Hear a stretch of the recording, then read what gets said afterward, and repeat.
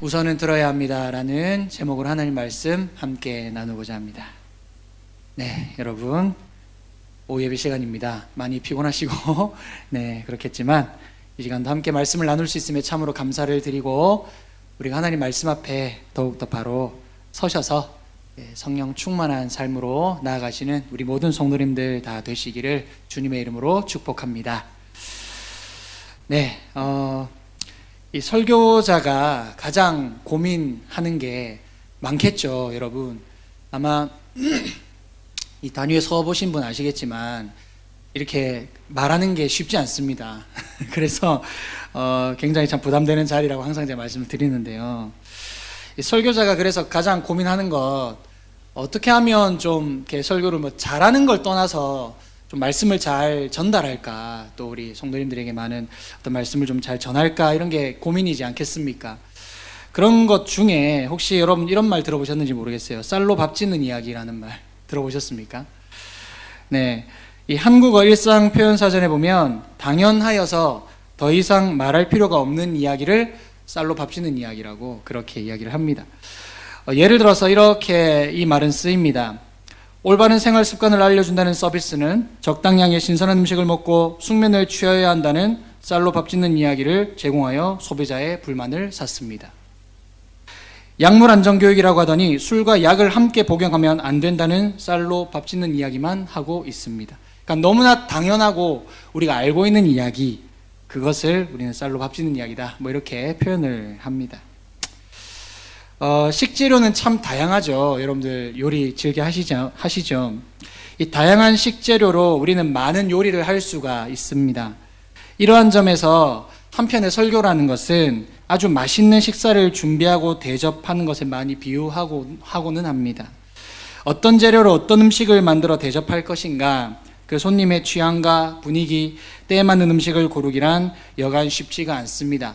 물론 설교가 청중을 위한 것만은 아니겠죠. 먼저 설교자가 하나님 앞에 그 말씀을 먼저 온전하게 묵상하고 받고 그리고 그 말씀을 전하는 것이겠죠. 사람 앞에서 사람을 위한 그런 말씀의 시간은 당연히 아닙니다만, 그러나 말씀을 전할 때에 어떠한 것들을 좀 잘 전할 수 있을까, 그래서 마치 음식을 만드는 것 같이 어떤 재료를 골라야 할까, 어떤 음식을 차려야 할까, 이런 것들이 설교자로서 참 어려운 부분이 아닐까 생각을 해봅니다. 그러면 쌀로 밥을 짓지 무엇을 할 수 있단 말입니까? 쌀로 밥 짓지 다른 거 할 수 있는 게 뭐가 있을까요? 언제나 풍성한 식탁이 될 수는 없겠지만 그럼에도 정성이 들어간 먹을 만한 식사가 되어야 하지 않을까 하는 마음으로 말씀을 대하게 된다라는 겁니다. 가장 안 들었으면 하는 이야기가 오늘 말씀 어땠어요? 하면 오늘 쌀로 밥 짓는 이야기였어요. 이렇게 하는 말을 가장 듣기 싫을 텐데, 그러지 않기 위해서는 참 부단히 많은 노력이 필요하겠죠. 특히나 부담이 되는 것은 익숙한 본문, 그리고 잘 아는 이야기, 그래서 고르고 골라서 피하게 되고, 매번 특별식과 같은 말씀을 준비하기 위해서 설교자들은 하루하루 불태웁니다. 우리 목사님들 이렇게 설교하시는 거 이렇게 앞에서 말은 이렇게 잘 하시잖아요. 너무 잘 하시잖아요. 근데 이 한마디를 하기 위해서 얼마나 많은 준비를 하는지 여러분들 아마 아실 텐데, 그렇게 많은 노력을 한다라는 것이죠. 그런 차원에서 여러분들도 이제는 제목만 보고 본문만 보시면 오늘 대충 어떤 이야기 하겠구나, 아마 대충 그려지실 것 같기도 합니다. 그 예상을 깨기 위해서 설교자와 청중 사이에 보이지 않는 어떤 그러한 긴장감도 있는 것 같고요.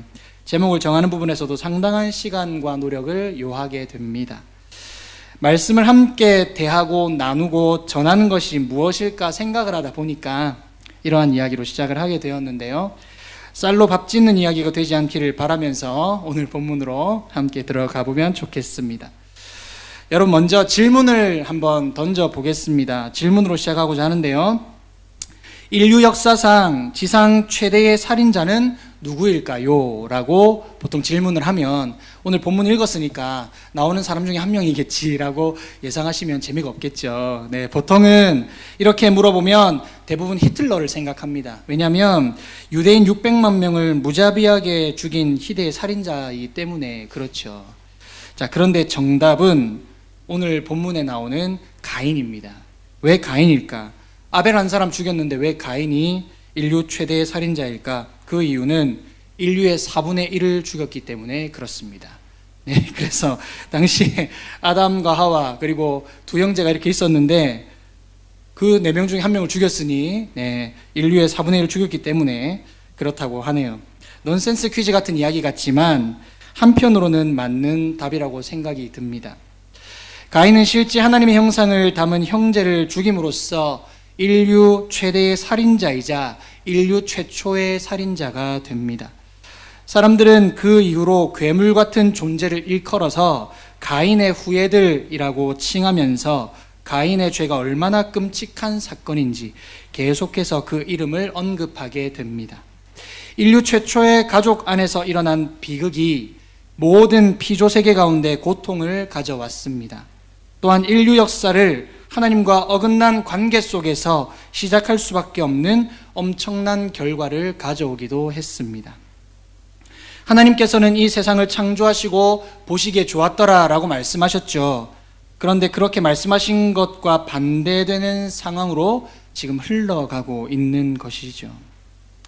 여러분이 너무나 잘 아시다시피 가인과 아벨을 최초의 예배자로 소개하게 되죠.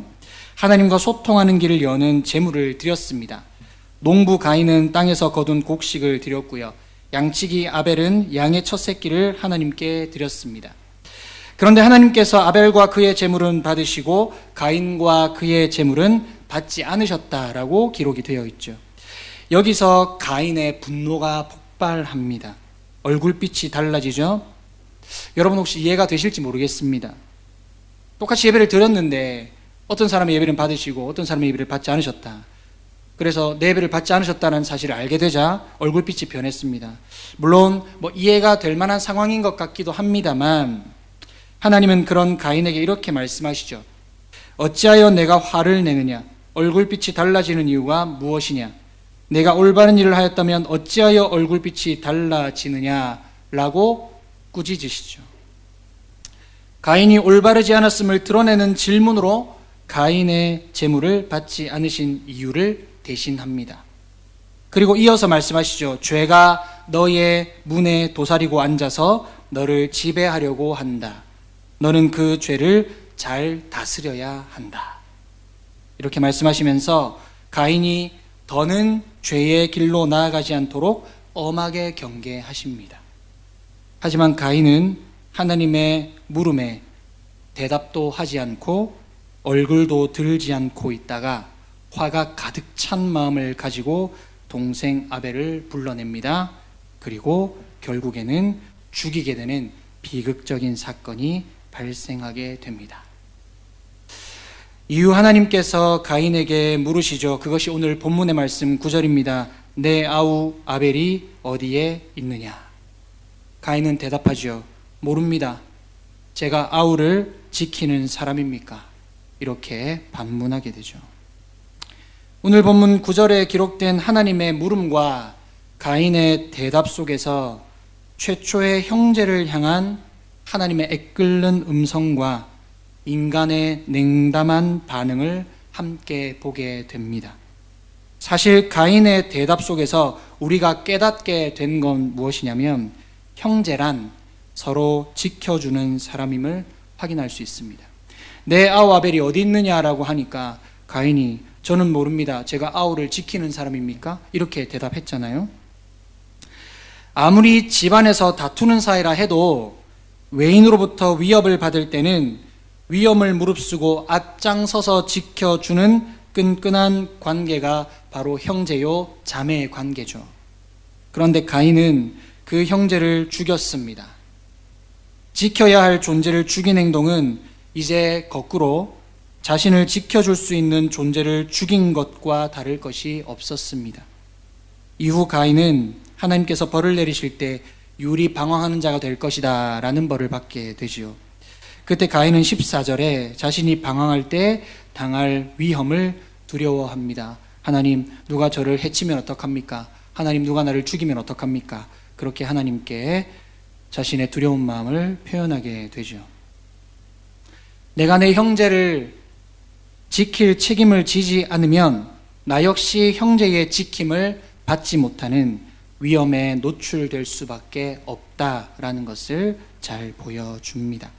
그래서 하나님은 가인이 지켜야 할 아벨의 안부를 물으시면서 동시에 가인을 지켜줄 수 있는 유일한 존재가 죽어버렸다는 것에 안타까워 하시면서 내 아우 아벨이 어디 있느냐라고 물으신 겁니다.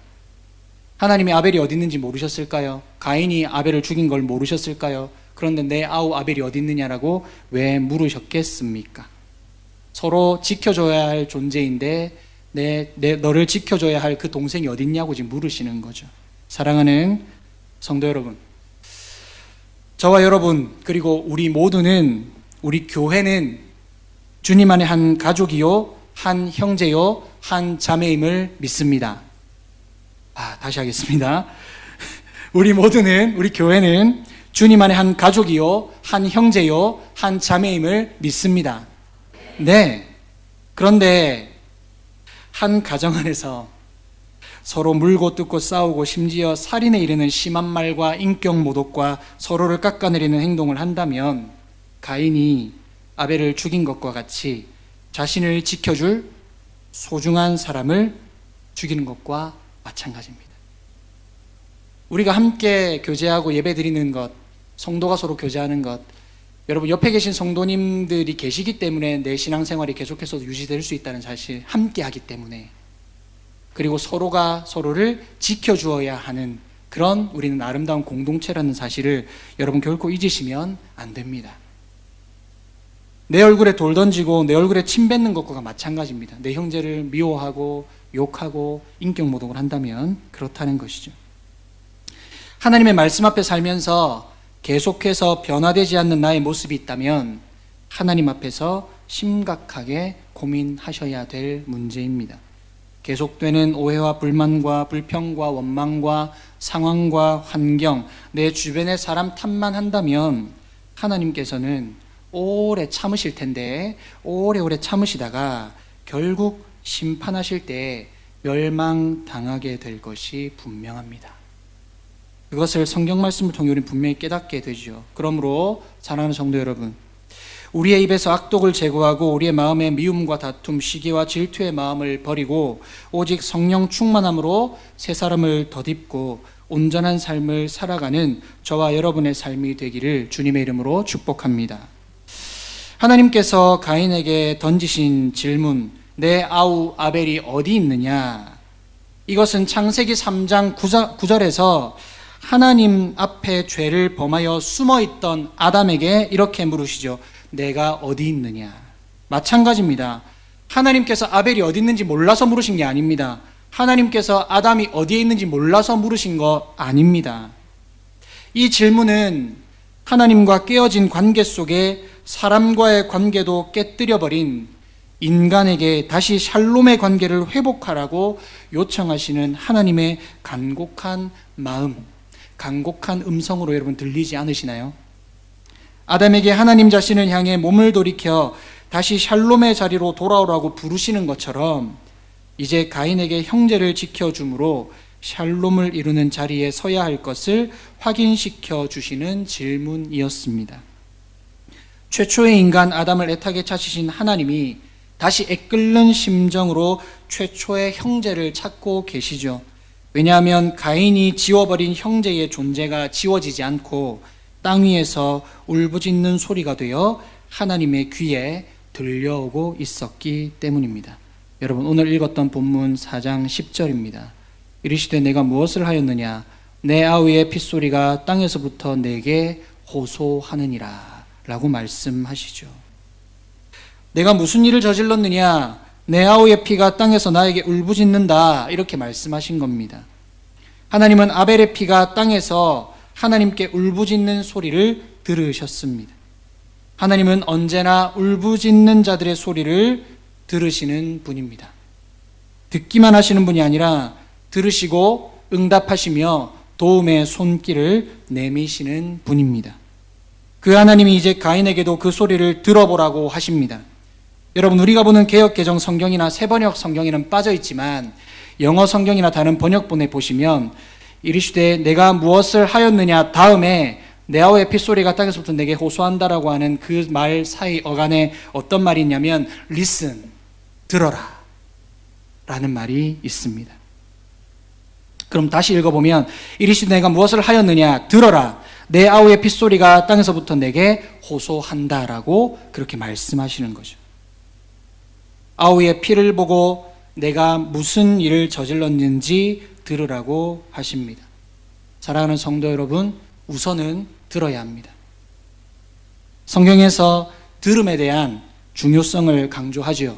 로마서 10장 17절, 그러므로 믿음은 들음에서 나며 들음은 그리스도의 말씀으로 말미암았느니라 말씀하시죠. 여러분, 믿음이 얼마나 대단한 것입니까? 하나님 주신 믿음, 그 믿음이 들음에서 난답니다. 듣는 것이 얼마나 중요한지 보여주는 말씀이지요.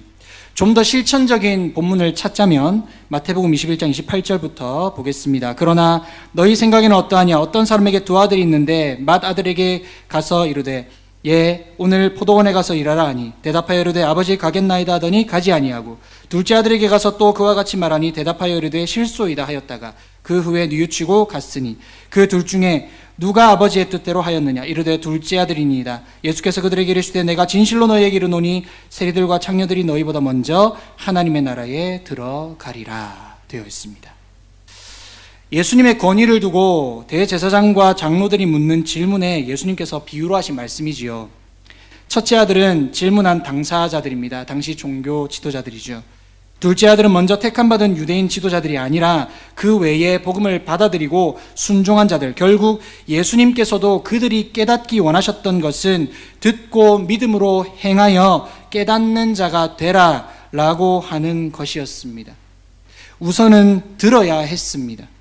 그렇다면 사랑하는 성도 여러분, 지금도 각처에서 다양한 모습의 폭력으로 신음하는 소리와 울부짖는 소리가 있습니다. 우리 역시 그 소리를 들어야 합니다. 하나님은 목소리 한번 제대로 내지 못하고 무력하게 죽어간 억울한 피의 소리를 들으시고 우리에게도 그 소리에 귀를 기울이라고 말씀하십니다. 그런데 울부짖음의 현장에서 멀리 떨어진 곳에서는 그 소리가 잘 들리지 않습니다. 안락한 방 안에서 전해 듣는 소식만으로는 이웃의 탄식을 제대로 들을 수가 없습니다. 가능하다면 자주 그들이 처한 슬픔의 자리에 가서 같이 마주 설 때에 그 소리를 잘 들을 수가 있겠죠. 우리가 속해 있는 모든 삶의 자리에서 소리 없이 아파하는 소리를 귀 기울여 들으려 할 때에 우리 안에서 희망의 움직임이 시작됨을 알 수가 있습니다. 억울한 자들의 울부짖음에 반응하시는 하나님은 울부짖음을 듣기 위해 몸과 마음을 기울이는 자들에게 언제나 은혜로 채우십니다. 성경은 곳곳에서 자기 백성의 울부짖는 소리를 들으시고 그에 응답하시는 하나님의 행적을 보여줍니다. 이스라엘 백성이 애굽에서 바로의 폭정 아래 시달릴 때에 고된 노동으로 인해 탄식하며 부르짖었는데 하나님이 그 부르짖는 소리를 들으시고 그들을 기억하시고 돌보셔서 마침내 그들을 구원하셨죠. 기억할 것은 그들의 부르짖음이 믿음의 기도나 대단한 경건에서 비롯된 것이 아니라 비참한 현실의 고통을 호소한 것뿐인데도 불구하고 하나님은 그 소리를 들어주셨다는 사실입니다. 여기서 부르짖다에 해당하는 히브리어 원어는 사크라는 말인데요. 우리가 다쳤을 때 어떻게 합니까? 딱 어디 부딪히면 아야 이렇게 하시죠. 그런 것과 같이 이브리 사람들이 이 부르짖다라고 할 때 이 사크라고 하니까 어디 부딪히면 이 사람들 어떻게 한다고요? 사크 한다는 말이죠. 이렇게 아야 하는 것과 같은 소리를 사크라고 한다고 하네요. 그러므로 울부짖음은 탄식이며 호소이고 탄원이고 기도입니다. 하나님은 이 기도에 응답하시면서 우리의 역사 속에 개입하셔서 새로운 이야기를 시작하게 해 주십니다. 오늘 우리의 모든 신앙생활이 하나님의 선하시고 기뻐하시고 온전하신 뜻이 무엇인지 분별하여 삶으로 나아감이 목적이죠. 말씀을 통해 우리 곁에서 울부짖는 소리를 들으시고 응답하시는 하나님의 마음에 우리 마음을 함께하는 눈물이 있어야 할 것입니다. 하나님의 마음이 있는 곳에, 그 눈물이 있는 곳에, 그 바라보시는 시선과 손과 발이 닿는 그곳에 우리의 삶이 있기를 간절히 소망합니다. 사랑하는 성도 여러분, 지금 세상은 울부짖음으로 가득하지요. 가인의 형제 살해 이후 지금까지 온 피조 세계는 다 함께 탄식하며 고통을 겪고 있습니다. 가인이 아벨을 죽인 이후 그 현장을 한번 생각해 보시기 바랍니다. 가인에게 죽임을 당한 아벨의 창백한 시신이 아담의 무릎에 늘어져 있고, 하와는 무릎을 꿇고서 양손으로 얼굴을 감싼 채 아담의 가슴에 얼굴을 파묻고 있었지는 않았을까 생각해 봅니다. 실제로 이런 그림이 하나 있는데요. 하나 보여주시겠습니까? 네. 자, 이게 뭐냐면 19세기 프랑스 화가 부그로라고 하는 사람이 그린 그림인데요. 이 창세기 4장을 배경으로 지금 그린 그림입니다. 최초의 애통이라는 제목을 가지고 있습니다. 지금 이렇게 고개 숙이고 가슴 이렇게 움켜진 사람이 아담이고요. 이렇게 눈을 이렇게 가리고 품에 있는 게 하와고, 지금 늘어져 있는 게 죽은 아벨입니다. 그렇게 표현을 한 것이죠. 아담은 한 손을 가슴에 댄 채 고통스러운 낯빛으로 얼굴을 돌리고 있습니다. 지금 이 그림에는 음소거가 되어 있지만 아무 소리는 들리지 않죠. 그런데 아담과 하와의 입에서 나오는 소리는 다름 아니라 사크였을 겁니다. 너무나도 아팠겠죠. 같은 형제끼리 모두 형이 동생을 죽인 이 비극적인 사건.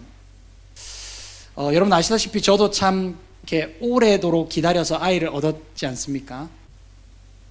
근데 100일이 조금 지나고 입원할 일이 생긴 거예요. 근데 너무 작잖아요, 애가. 지금은 좀 컸는데 지금 너무 작잖아요. 손이 이제 요만한데 처음으로 주사바늘을 이제 그 링거를 꽂아야 되는 거예요. 이게 손목을 막 꺾어가지고 이제 간호사가 그 핏줄도 잘 찾는 간호사가 따로 있더라고요. 그래서 찌르는데 와, 제가 어떻게 했을까요? 사크 했죠. 아유, 내가 막 아프고 그랬습니다. 그거 보는데도 그러니까 아파서 치료해 주려고 그렇게 주사바늘 꽂는 것도 너무 아픈데, 여러분, 형제가 형제를 죽였다라는 게 이게 말이 안 되는 일이죠, 사실은. 죽은 아벨은 아무 소리도 낼 수 없는 처지였지만 그 곁에서 부모가 신음했겠죠. 그 소리를 들으시는 하나님도 신음했을 겁니다. 그 신음소리와 같이 가인을 이렇게 부르신 거예요. 다시 한번, 내 아우 아벨이 어디 있느냐. 그러니까 따져 물으려고. 그러니까 우리가 하나님을 오해할 때가 많죠. 진짜 몰라서 물으신 게 아니라니까요. 내 아우 아벨이 어디 있느냐, 가인에게 물으셨다라는 사실입니다. 사랑하는 성도 여러분, 지금도 여전히 아벨의 자리에 있는 사람들이 돈과 힘의 권력 앞에 아무 소리도 내지 못하고 무력하게 죽어갑니다. 억울한 희생과 무참한 죽음 같지만 하나님의 은혜는 우는 사람들, 또 그들과 함께 우는 사람들 속에서 결코 잊혀지지 않고 소망의 약속을 주십니다. 가인과 아벨 사건 이후 아벨이 죽은 자리에 하나님께서는 새로운 아들 셋을 주시고 셋의 자손들을 통해 하나님을 예배하는 자들을 일으켜 주십니다. 창세기 4장 25, 26절입니다. 아담이 다시 자기 아내와 동침하며 그가 아들을 낳아 그의 이름을 셋이라 하였으니 이는 하나님이 내게 가인이 죽인 아벨 대신에 다른 씨를 주셨다 함이며, 셋도 아들을 낳고 그의 이름을 에노스라 하였으며 그때에 사람들이 비로소 여호와의 이름을 불렀더라 라고 말씀합니다.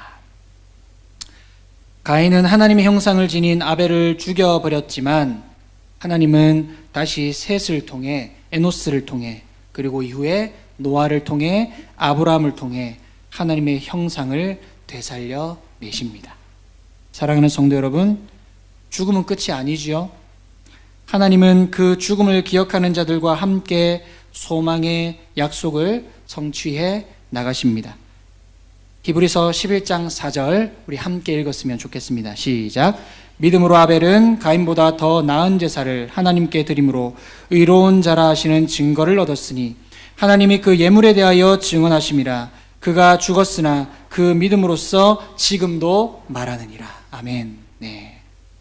사랑하는 성도 여러분, 지금도 우리 곁에서 울부짖는 모든 눈물을 하나님이 닦아주시는 줄 믿습니다.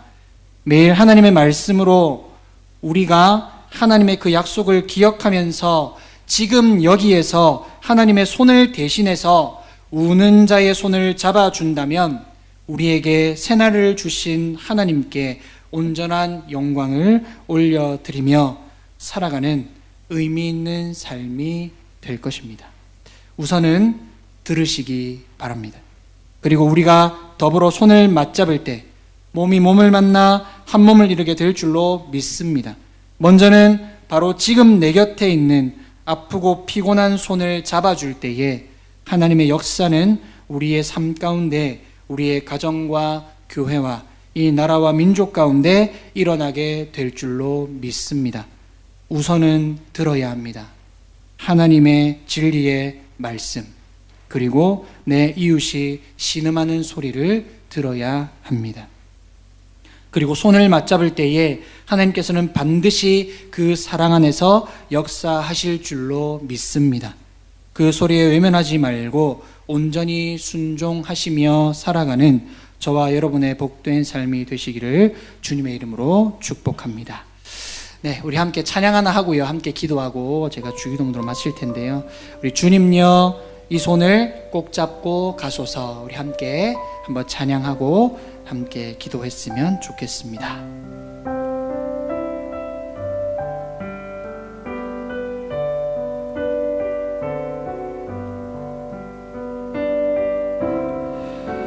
주님여, 이 손을 꼭 잡고 가소서.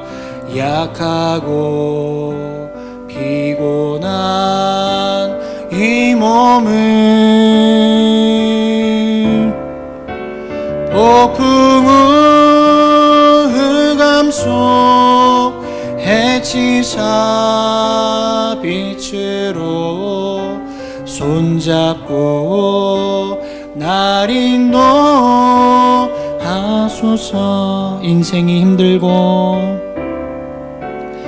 인생이 힘들고 고난이 닥칠 때에 주님여 날 도와 주소서. 외치는 이 소리 귀 기울이시사 손잡고 날 인도하소서. 외치는 이 소리, 외치는 이 소리 귀 기울이시사 손잡고 날 인도하소서. 네, 우리 함께 한번 기도하실 때에 하나님 듣기 원합니다. 하나님의 음성 듣기 원합니다. 하나님의 말씀 듣기를 원합니다. 그리고 내 이웃의 신음하는 소리를 듣기를 원합니다. 하나님 먼저 듣게 하시고 믿음으로 반응하게 하시고 하나님께서 세임 주셔서 우리가 하나님의 말씀으로 승리하며 순종하며 살아갈 수 있는 우리 가운데 세임을 달라고, 주님여 이 손을 붙잡아 달라고 우리 함께 말씀을 기억하며 기도하며 나갔으면 좋겠습니다. 기도하겠습니다. 하나님 아버지, 오늘도 이 시간 가운데 말씀 주심에 감사드리며 하나님, 우리가 이 시간 기도하며 나아갑니다. 하나님 아버지, 주의 말씀 듣기를 원합니다. 주의 음성 듣기를 원합니다. 내 안의 생각과 내 마음이 아니라 주님 주시는 마음, 주님 주시는 음성, 주님이 바라보시는 그곳에 우리가 손길이 있게 하시고 우리의 손길이 있게 하시고 우리의 마음이 있게 하여 주옵소서. 주의 말씀 듣고 주의 말씀을 따라 순종하며 살게 하여 주옵소서. 하나님, 내 이웃의 고통의 신음소리 또한 듣게 하시고 하나님, 그러므로 말미암아 우리가 하나님 뜻대로 온전히 쓰임받게 하여 주옵소서. 주님만 바라보기를 원합니다. 주님이여 우리의 손을 붙들어 주셔서 우리가 그 일들을 능히 감당할 수 있게 우리 가운데 세임을 더하여 주옵소서. 하나님 아버지, 하나님 아버지, 매일매일 새롭게 주시는 그 하나님의 은혜를 경험하며 우리가 하나님 앞에 바로 서기를 간절히 소망합니다.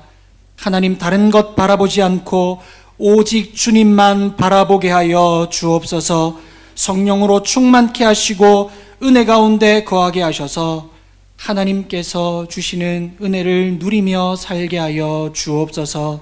하나님, 무엇보다 주의 말씀 듣기를 원합니다. 먼저는 듣게 하시고 또한 행할 수 있는 선한 능력을 우리 가운데 허락하여 주옵소서. 한 주를 살아갈 때 말씀 붙들고 살게 하시고 오직 하나님 주시는 힘과 능력으로 살게 하여 주시옵소서. 그러므로 하나님, 내 이웃이 신음하는 소리도 듣고 하나님께서 행하신 그 일들을 우리가 기억하면서 우리도 서로 사랑하며 합력하여 선을 이루는 우리의 삶이 되게 하여 주옵소서. 주님여, 이 손을 꼭 붙들고 한 주간도 승리하며 살아가기를 간절히 소망하며 살아계신 예수님의 이름으로 간절히 기도드리옵나이다. 아멘.